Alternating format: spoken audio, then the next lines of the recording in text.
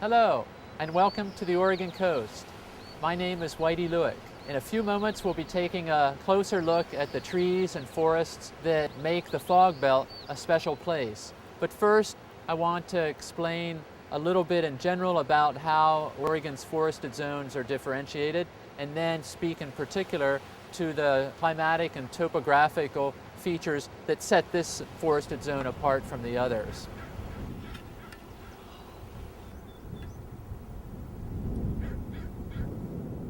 All of the forested zones of Oregon have a great deal of diversity within that zone, depending on soil types, topographical differences, south-facing slope versus north-facing slope, and so forth. The fog belt is the smallest and certainly the narrowest of all of the forested zones of the state, and yet it exhibits just as much diversity as any of the other forested zones.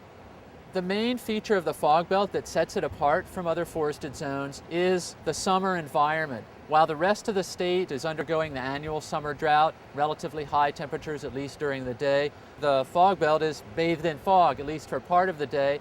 Temperatures in the afternoon might only reach 65 or 70, while those in the West Cascades or in the Ojibos, the Blue Mountains of central and eastern Oregon, might be up into the 80s or 90s with a very low relative humidity. In the wintertime too, the fog belt is a nice place for trees to grow because temperatures are always more moderate here than they are elsewhere in the state.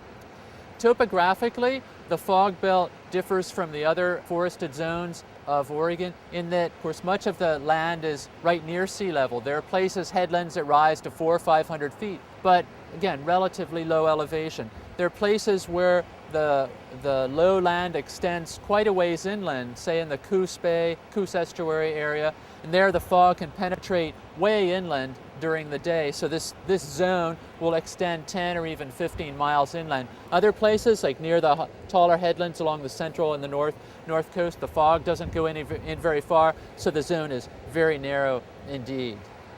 So let's take a closer look now at some of the different forests and trees that we find here in the fog belt.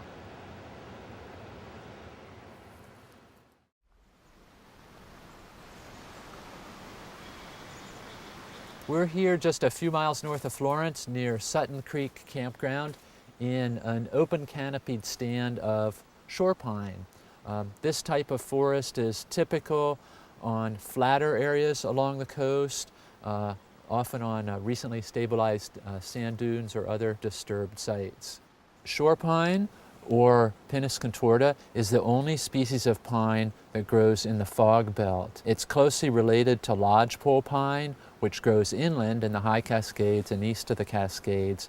The two are actually subspecies of the species Pinus contorta that, because they've been geographically separated for so long, have developed slightly different characteristics. So this stand is a good illustration of forest succession in action. The pioneer species, what we call the first tree species to come in after the disturbance, in this case it was moving sand dune for a long time, first species is shore pine.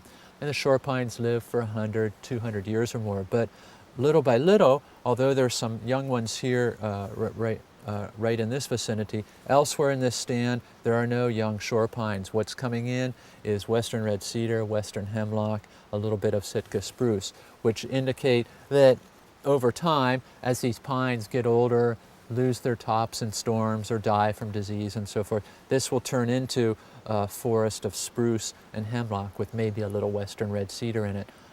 Again, the pines are just a phase that the forest is going through on its way to becoming something else. Another characteristic of these open canopied shore pine forests is the dense undergrowth that's dominated by broadleafed evergreens, including here salal, rhododendron, Pacific wax myrtle, and evergreen huckleberry. Let's take a closer look now at shore pine. All pines bear their needles in clusters of 2s or 3s or 5s, and shore pine is a 2-needle pine. The needles are often somewhat twisted or contorted, Pinus contorta. They're 2 inches to at the most 3 inches long. The cones of shore pine are about as wide as they are long. They're relatively hard. They, unlike many conifers, after they've released their seeds, the cones don't necessarily drop off the trees right away. They're sometimes retained on the trees for many decades after the release of the seeds. A young tree growing in an open a clearing like this grows relatively rapidly and has typically a flush of growth every spring, as well as several laterals that develop. And so it's really easy to tell on a tree like this how old it is. There's this year's growth, last year's, 2 years ago, 3 years ago, etc. So this particular individual here is maybe 6 or 8 years old. Older trees have a very different appearance. The trunks are branchless, at least the lower part of the trunks are branchless. The trunks themselves are somewhat sinuous, often leaning a little bit, and then the upper canopy, or the crown of the tree itself, is broadly domed rather than being pointed like we see in the young trees here.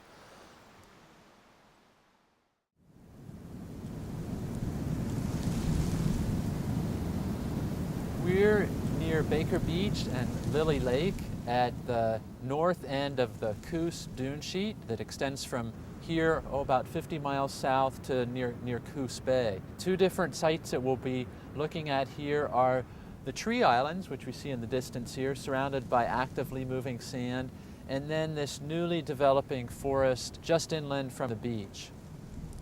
The tree islands here that we see isolated throughout moving sand dunes, they appear to be remnants of a forest that covered more extensive areas here centuries, maybe millennia ago, before the sand dunes started moving again. And they're dominated by Sitka spruce and typically have a lot of shore pine around the perimeter. And they seem to be self-sustaining. That is, while the main dune is moving inland and engulfing entire forests of shore pine and Sitka spruce that are on flatter land, around the island itself, the wind, just the way it works, the wind hits the island and then whooshes around both sides and keeps the bases of the island, the whole perimeter of the island, kind of scooped out, so maintaining it over the decades and centuries.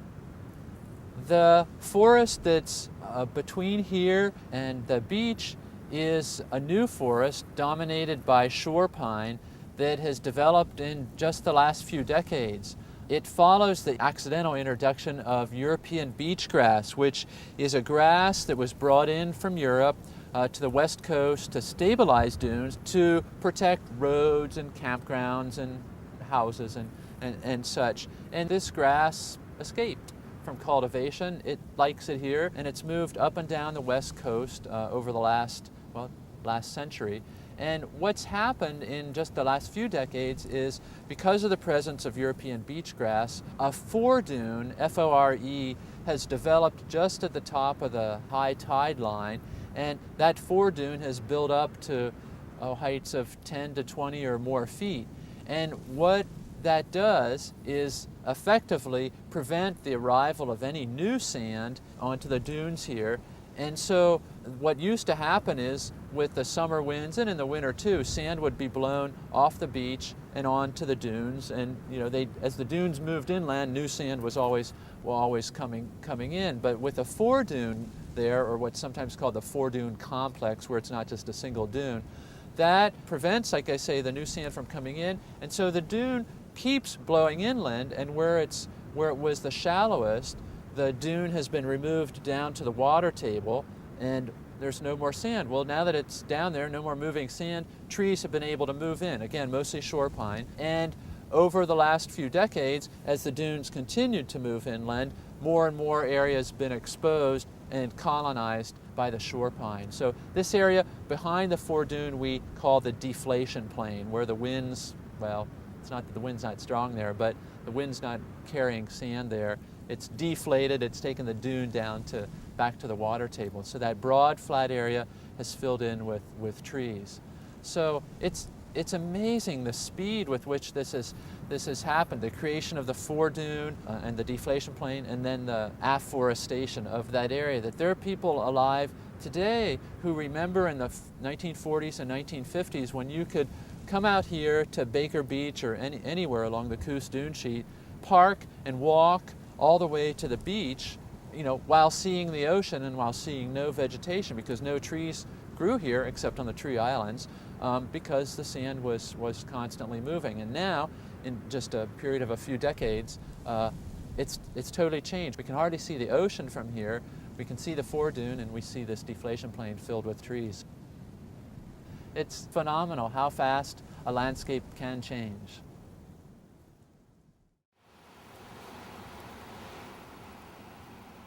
One of the characteristic features of many trees that are growing really close to the coast is a deformed or asymmetrical crown. Many people would call trees like this windswept, but there's more to it than that. In the wintertime, storms come in off the Pacific, generally from the southwest. That's the season when we have our highest winds here at the coast. So if that's what was deforming these trees' canopies, the canopy should be pointing towards the northeast because of the southwest winds. But these canopies are all pointing to the southeast. So what's up? Well, in the summertime, the winds are from the north or the northwest, and there's no rain for much of the summer here. So every day that these winds are blowing, they're bringing in mist that's salty, from blowing across the ocean and the crashing waves and so forth. And that mist is being deposited on the windward or northwest side of the tree. As it dries out, the salt that's deposited sucks water out of the plant's tissues, its buds, its needles, its twigs, and those tissues die on that side of the tree. On the leeward side of the tree, in this case facing southeast, those needles survive, the buds survive, and the tree continues to grow more or less normally. And so because of the salt will kill the bud on the windward side and maybe the side buds too. The one bud on the leeward side will grow out. It doesn't grow up because it was pointed this direction. And then the same thing will happen next year. It'll set a bunch of buds, but some of them will be killed, and one or two buds will survive that go that direction. So initially it looks, these are connected straight lines, vertical, off at that angle, off at that angle, off at that angle. But over time, as the tree gets bigger, those jogs get hidden under bark and wood, and so you get this more smooth, curved look that looks as if the tree was, quote, windswept, when in fact it was salt swept. So here on the leeward side of this same Sitka spruce we were looking at a minute ago, here these branches are totally protected from the salt. The salt lands on, well, all the dead twigs and dying twigs and so forth on the windward side of the tree. And so the growth of this tree, like this year, it grew almost a foot, the lead shoot here. Of course, everything is, facing out this way, protected and such. And right in back of me, this little shoot that sticks up here, it's been assaulted and it's died, but the shoot right next to it, the salt's just missed it, and so it's still doing fine. Again, in the wintertime, the winds are from the southwest, but they're accompanied by rain, which washes the salt off. In the summertime, the winds are from the northwest, not accompanied by rain, bringing in salty air, which just accumulates on the windward side of the tree, kills those tissues. The ones on the leeward side continue to grow, and so over time you have this kind of look.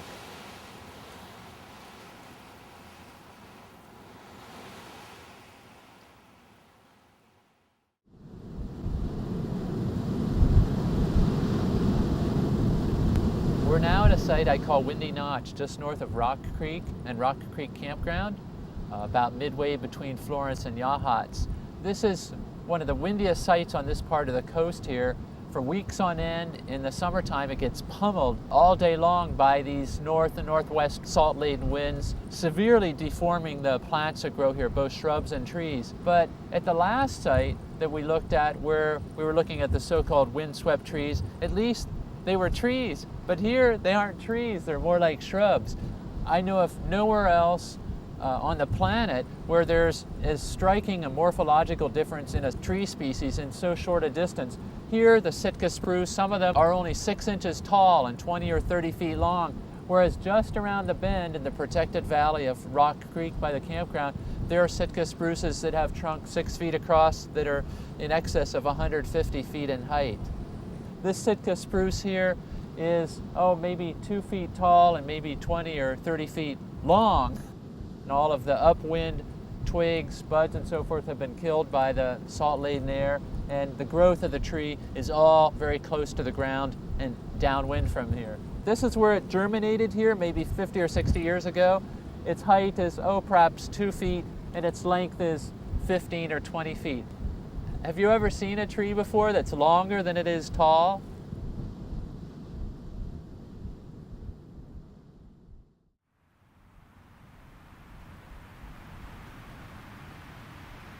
This site, up until 75 or 85 years ago, was a treeless grassland. What happened here? Why was it grassland before, and why is it covered with trees now?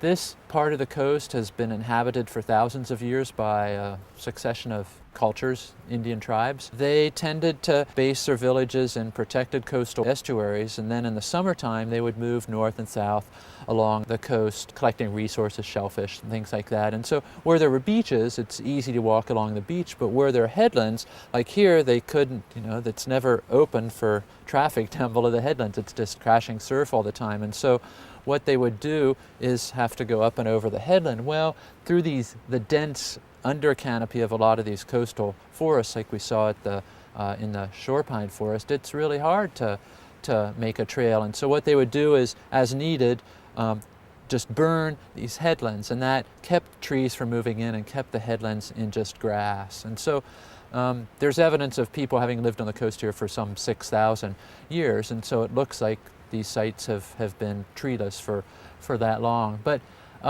when the Indians disappeared in the mid and late 1800s and pioneers moved in here and had grazing cattle and sheep, the cattle and sheep did the same thing. They kept, they ate the seedlings, they ate the grass, of course, but they ate the tree seedlings and kept it out of forest. But when they disappeared in maybe the 1920s, 1930s, then the trees which were growing nearby, they seeded right in. So almost all the trees we see here are Sitka spruce, Picea sitchensis, and they're all about the same age, give or take 10 or 15 years. So maybe as young as 60 years, maybe as old as 80 years. Some of them had more space to develop, more nutrients, more water, more sunshine, so they got bigger faster. But every tree in the over canopy here is Sitka spruce. So Sitka spruce has a very, very long native range from south to north. It's native from northern coastal California all the way up well into the panhandle of southeastern Alaska. So, but always within the fog belt. And like most spruces, Sitka spruce has relatively thin bark, dark gray, that peels off in pieces that look kind of like oversized charred potato chips. And so, it doesn't have ridges and furrows like a Douglas fir, an incense cedar, or many of our other native trees. So thin bark, relatively light colored bark, and often a very buttressed base. So the trunk doesn't go into the ground straight or just slightly flared, but has a considerable flare at the base. Sitka spruce has relatively short, very sharp needles that go all the way around the twig. This branch that's not from the upper canopy, it's from the middle canopy, so it's a little flatter than some. And another aspect of all spruces is that when they lose their needles, a peg or the stump of each needle remains at the base. And so if you pick up these branchlets on the forest floor, they're very scratchy and pokey. And if you have a sweater on or fleece or something like that, these stick to it, unlike Douglas fir or western hemlock would. Another thing about Sitka spruce, their cones 2 to 3 inches long, light to dark blonde. This one's still a little moist here, so it's not fully open, but when it's fully open, the scales are relatively soft. They're not hard like a Douglas fir's cone scales. Even if I didn't know from early photographs that this site here had been unforested, I could still tell by looking around at the landscape. And the telltale sign for me is that if there had been large trees here before, scattered or a big forest, as those trees, especially so close to the coast here, as they get knocked down by wind, the tree lifts up its root wad.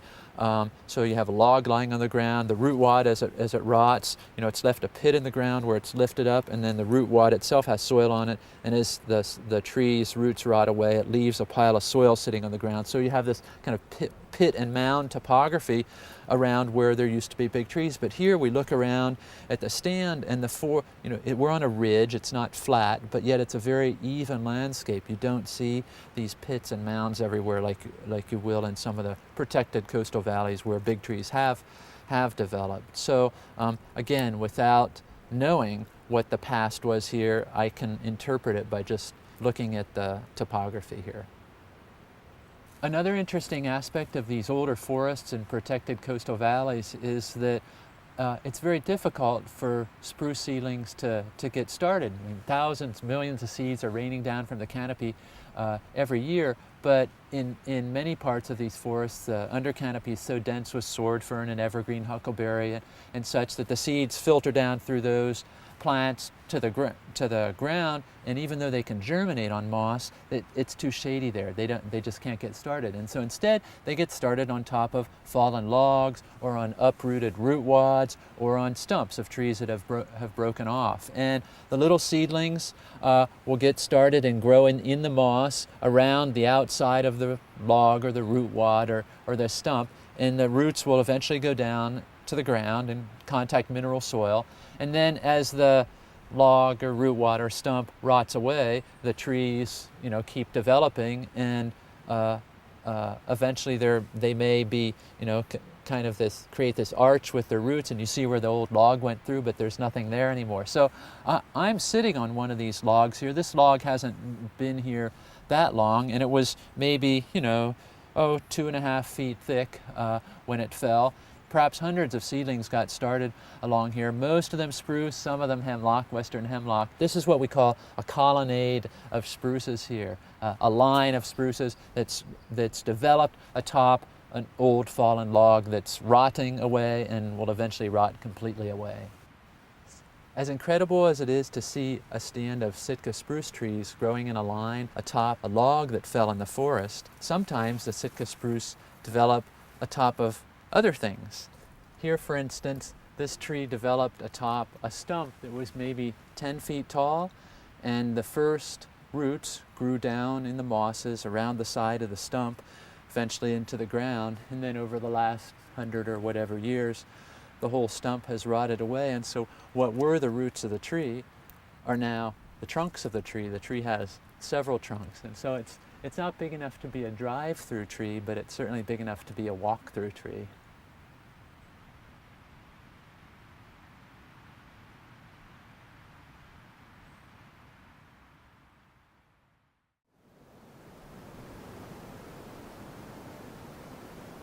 The optimal site for the development of truly awesome Sitka spruce stands is in protected coastal valleys where they're least likely to be affected by the salt, which we've talked about, and also least likely to be blown down during winter windstorms. And in these protected coastal valleys, these spruces can reach absolutely phenomenal dimensions in a relatively short period of time. This spruce on my left, for instance, could be as young as 200 years old, could be as old as 250 or 275, but it's not 300 or 400 or 500 years old as trees this size, this girth, might be farther inland, outside of the fog belt.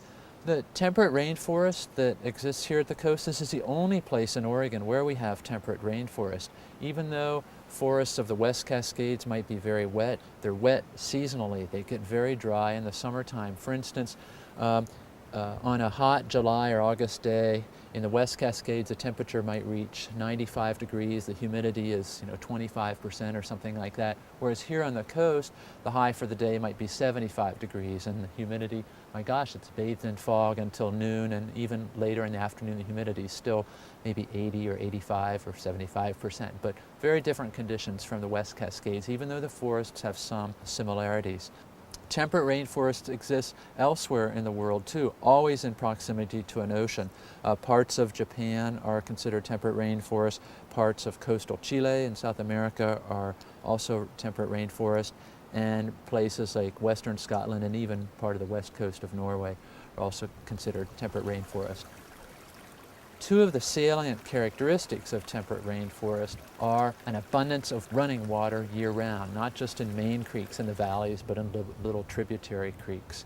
The second characteristic of temperate rainforest is an abundance of epiphytes, that is, plants, mosses and ferns mostly, that are growing on top of other plants. They're not parasites, they're not taking anything from the trees, they're just using the trees for support.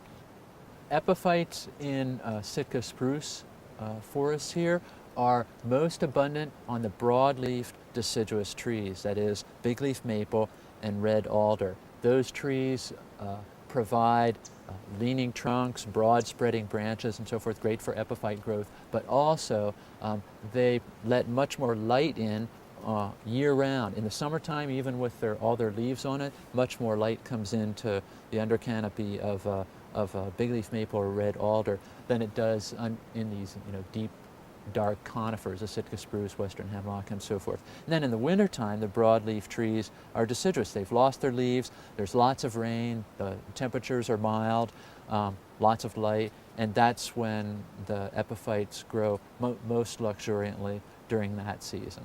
One of the most outstanding epiphytes in the coastal rainforest here is called Schooler's fern. It's an evergreen fern that we'll take a look at up in the canopy of one of these trees.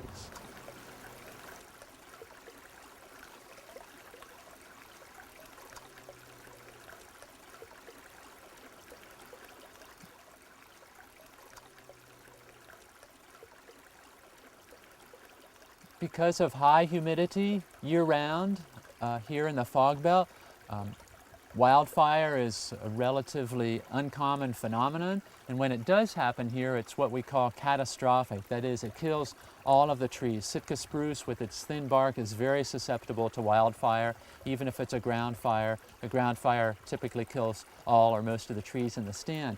And yet, Sitka spruce here is able to maintain its dominance in these forests, even in the absence of fire. And it's a pioneer species, but it's also what we call the climax species here. And so there are areas in the fog belt of western Washington in the Olympics where there's no evidence of fire for as long as 5,000 years, and still the Sitka spruce forest has maintained itself. The way it's able to do that here is that over time, every 50, 100, whatever years, there's a big gale that knocks down 1 or 2 or 10 of the big spruces, opens up a hole in the canopy, and then these little sprucelets growing on top of logs or stumps or whatever that have maybe been putting along for a little while, they're able to take off and fill that hole in the canopy. Meanwhile, 100 years later, whatever, another hole develops. And so this pioneer species is also kind of the climax species for these forests here.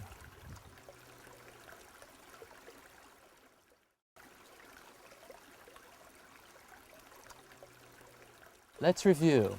The two forest types typical here on the Oregon coast in the fog belt are shore pine forest and Sitka spruce forest.